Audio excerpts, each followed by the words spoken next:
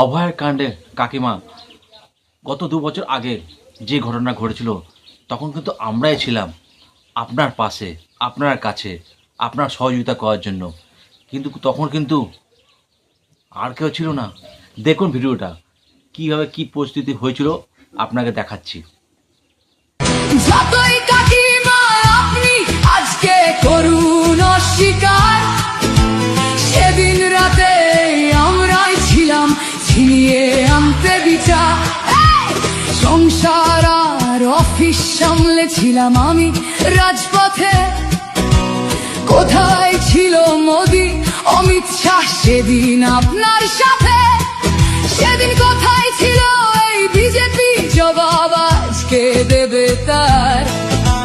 CBI কেন সেই দিন আমাদের দেয়নি ন্যায় বিচার? ঘটনাটা এইভাবে ঘটেছিল। সেই ঘটনাটা আমরা কিন্তু ছিলাম।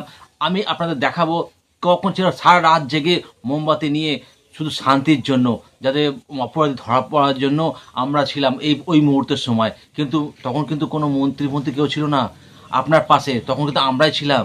আমাদের কথা ভুলে যাবেন না কাকিমা।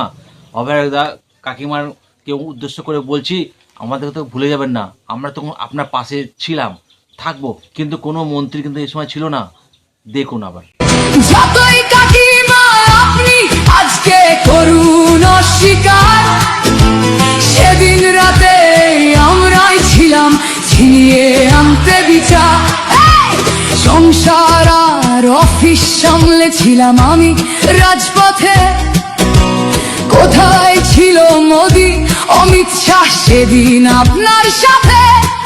সেদিন কোথায় ছিল এই বিজেপি? জবাব আজকে দেবে তার। সিবিআই কেন সেই দিন আমাদের দেয়নি ন্যায় বিচার?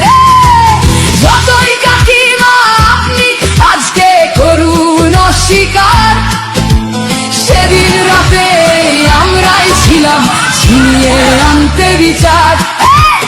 কাকিমার সাথে এতদিন কখনো দেখা করেননি মোদি।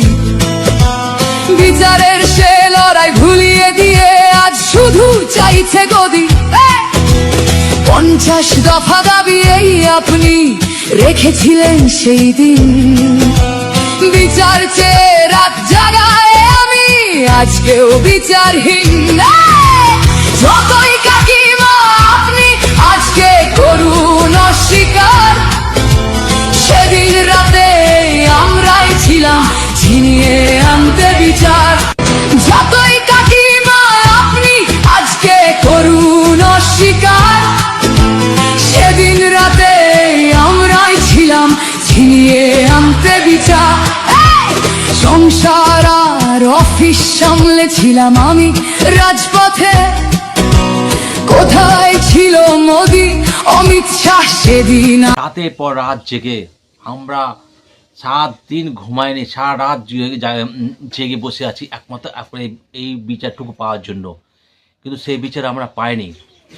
ভিডিওটি যদি ভালো লেগে থাকে সবাই লাইক করে কমেন্ট বক্সে কমেন্ট করবেন। আর কিছু চাই না। থ্যাংক ইউ বন্ধুরা।